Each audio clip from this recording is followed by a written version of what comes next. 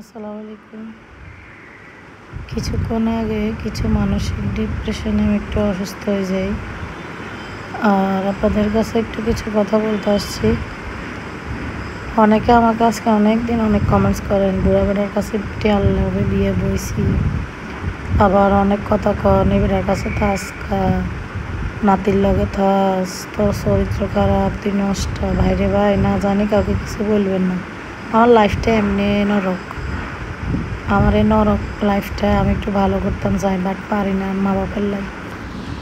আমার মা বাপ যে কত করে মানুষে শুনে মা বাপের অভিশাপ সন্তানের গায়ে লাগে, বাট আমার প্রতিটা যন্ত্রণা, প্রতিটা কষ্টের অভিশাপ আমার মা বাবার গায়ে লাগতেছে। আমার অভিশাপে আল্লাহ না করে তাদের সংসারটা যদি ভালোভাবে কাটে আর কি, বউ ছেলে লই, আমি প্রতিনিয়ত আমার মা বাবার অভিশাপ দিই, আমার জামাইয়ের অভিশাপ দিই। আমার জামাই, আমার মা বাপ, এরা আমার জীবনটা নরক করে দিছে। এই জন্যে আমি এই নেট দুনিয়াতে ফাঁ দিছি নিজের জীবনটা একটু সাজাবার লাগে। আমার লাইফটা পুরো নরক হয়ে যায়। আপনারাই বলেন তো, মৃত্যু ভালো নাকি লাইফটা সাজান ভালো?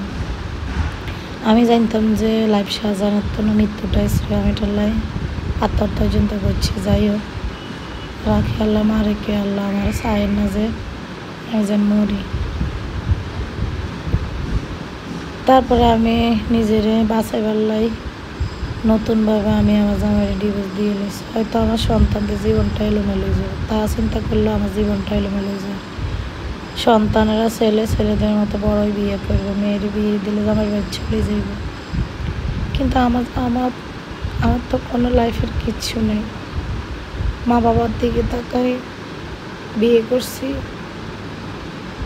মা বাবার সম্মানের দিকে তাকাই কয়েকবার মানুষের সাথে রিলেশন করে আমি কোনো পাপ কাজ না করি। চাইছিলাম যে শরীয়ত মোতাবেক যাইবার লাই, তাও পারি না। কিন্তু আর না, আমার আর সহ্য হয় না। আমি যখন হসপিটালে যে ডাক্তাররা আমি অসুস্থ হইলে, আমি অসুস্থ কেন হই কেউ বুঝে না। আমার অসুস্থ হওয়ার কারণটা কি? হয়তো আজকে আমার ছেলে সন্তানরা খারাপ লাগবে, কিন্তু আমার ছেলে সন্তানরা যদি সত্যি শিক্ষার একটু অভাব থাকে, তাহলে বুঝবো তাদের মা এত কষ্ট করার পরে আজকে এত বড় একটা সিদ্ধান্ত নিয়েছি। আমি আমার জামাইয়ের ডিভোর্স দিয়ে দিছি। হয়তো অনেকে করবো অনলাইনে আসার কারণে, না, আমি অনেক আগ থেকে সিদ্ধান্ত নিয়েছি, বাট পারি না। ছেলেরা বড় হয়ে গেছে, মেয়েটা আছে, এখন মেয়েটা যদি আমার কাছে থাকতেছে আমি নিয়ে আসি। কিন্তু আমার এই জগতে আসার পিছনে আমার সাথে একটু বেইমানি করে ফেলছে আমাদের বড় নাতি ফ্রেন্ডস। আমার সব কিছুর ভিতরে আমার জামাই এসে তারা আমার কাছে এতটা ক্লোজ করে দিয়েছে। এখন ওই লোকটা আমার সাথে বেইমানি করছে। এই লোকটা, আমি আমার জামাইয়ের ডিভোর্স দেওয়ার কারণে লোকটা আমারে না জানাই, এই লোকটা অনেক দূরে কোথায় গেছে আমি জানি না। আপনারা সবাই একটু কমেন্টস করেন। ও যদি আমার সাথে যোগাযোগ না করে, তাহলে আমি কি সিদ্ধান্ত নিয়ে আমি নিজেও জানি না।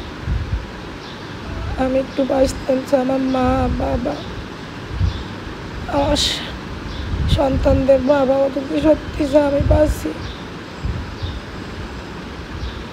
তাহলে সবাই মিলে একটু ফ্রেন্ডসকে বুঝাব আমি যেন আর যে কয়টা দিন বাঁচি, আমি যেন সত্যি ওরে পাই, আমি যেন আমার বাকি জীবনটা না যেতে পারি। সবাই একসময় সব কিছু আমার সন্তানদের, কেউ বউ পাইব, কেউ জামাই পাইব, বাট আমার লাইফের কোনো কিছু নেই। আমার মা বাবা কেউ আমার কোনো কিছু সাথে যদি আর পায়, আমার পাইলে মারিয়ে নেবে। আমি সিদ্ধান্ত নিয়েছি আমি লাইভে আসি, আমি বিষ খামো। আমার মৃত্যু যন্ত্রণাটা আমার মা বাবা, আমার স্বামী দেখুক আমার কষ্টটা। আমার আর কষ্ট সহ্য না, আমার আর ইচ্ছে করে না হসপিটালে যাই ভর্তি হতে বারবার। আমার শরীরে একটা রোগ নাই, আমি ইঞ্জেকশন এখন এত ভয় পাই। আমি এখন যেখানে আছি এটা অনেক দূর, কোথায় আছি আমি জানি না। তবে আমি একটা পার্লার একটা আপুর কাছে আছি। আমি আমার মা বাবা যদি বেশি করে চাপ দেয়, আমাকে বেশি ডিপ্রেশন দেয়, আমি নিজেরই শেষ করে দিব। আর আমার সাথে যদি বেইমানি ফ্রেন্ডসে না করে, ও যদি সত্যি আমার মানিল, তাহলে আমার জামাইয়ের প্রতি কোনো আফসোস নেই, মা বাবার প্রতি কোনো আফসোস নেই। আমি মরতে চেয়েছিলাম, আত্মহত্যা করছি, বাট পারি না। সত্যি যদি আপনারা চান আমি বাঁচি, তাহলে সবাই প্লিজ আপনারা একটু ফ্রেন্ডস ওরে একটু সবাই একটু প্লিজ সবাই একটু আপনারা বাড়ির ভিতরে ঢুকে অনুরোধ করেন। আমি পাপ করতে চাই না, বিশ্বাস করেন, আমি পাপই না। আমি যা করতে চাই আমি শরীয়ত মোতাবেক আমি ওরে চাই, আপনারা একটু জানাই।